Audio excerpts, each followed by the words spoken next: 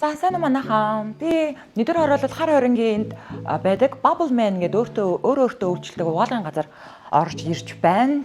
Том хүнжил тэгээд цонхны хөшөг тэгээд нөгөө ийм юмнууд чи гэрт угаахтай амар хэцүү. Тэгээд мүд хатахгүй тэгээд жоохон хэцүү байдаг. Тэнгүүд энэ өөртөө өөрчлөх газар ирэхээр хамгийн гол нь нэг мөсөн бүх юмнуудаа ингээ 30 кг 35 кг болохоор бөөнд нь хийчин. Тэгээд гэрт нөгөө нэг 4 5 угаалгах тасарч угаадаг юм чинь бөөнд нь угаачгаад нэгдүгээр цаг зав юм. Тэгээд дээрэс нь бүтэн хатаагаад гаргаад ирдэг байлээ. Одоо хүү ардаас нөгөө том юмнуудаа аваад ороод ирнэ. За би яаж шиг эхний ээлжинд хар юмнуудаа хийжлээ.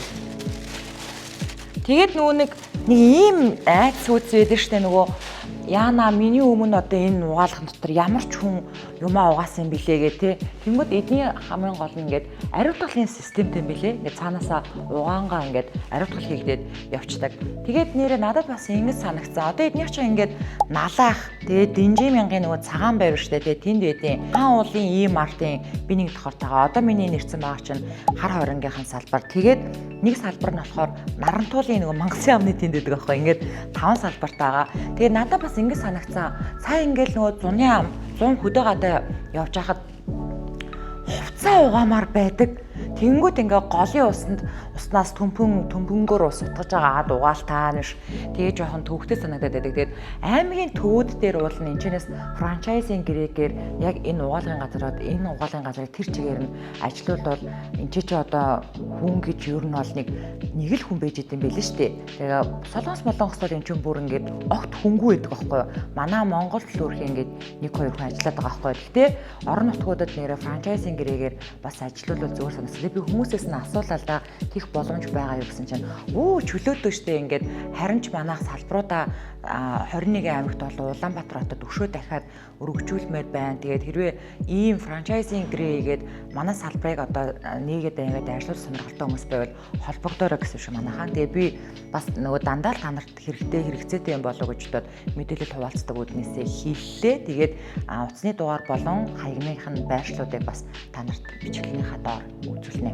Тэгээд дээрэс нь нэг юм хэлчихэд энэ доор пүүзээ угаалаа. Тэгээд бас пүүз хатаалгатаа бэлээ. Энэ бас аюу амар юм байлаа шүү.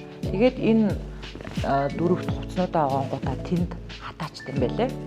За миний угаалга эхэлсэн. Одоо би энийг энд ингээ орхичоод хажуу тишээгээ орж хоол идлээ. Тэгээ бас надад нэг гоё санагдсан юм эднийх юу вэ гэхээр ер нь бол энэ намайг одоо хаа байсан хар хорингийн хүрээд ирсэн гэж бодож байгаа бол хамгийн нэг зуны ус тасралтаар нэгдүгээр хороололд байдаг найзындаа усанд орох гээд угаалга хийх гээд ирсэн байхгүй юу. Тэгсэн чинь надад энэ газрыг зааж өгөө. Тэгээ эднийх бас энэ чинь халуун усны газартай.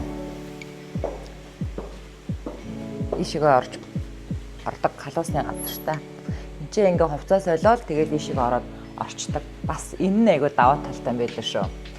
За тэгээд манайхаа Bubble Man солонгос улстай бас угаасаа солонгос ажиллаж амьдардаг манай монголчууд бол мэдж байгаа бах. Тэгээд Bubble Man-тэй эднийхээс хамтарч ажиллаад франчайзинг гэрээгээд орон нутагт болон Улаанбаатар хотын айлчтай дүүрэгтээ франчайзинг гэрээгээ салбарууд нээх боломжтой байгаа шүү гэдгийг бас дахин дуулгачээ.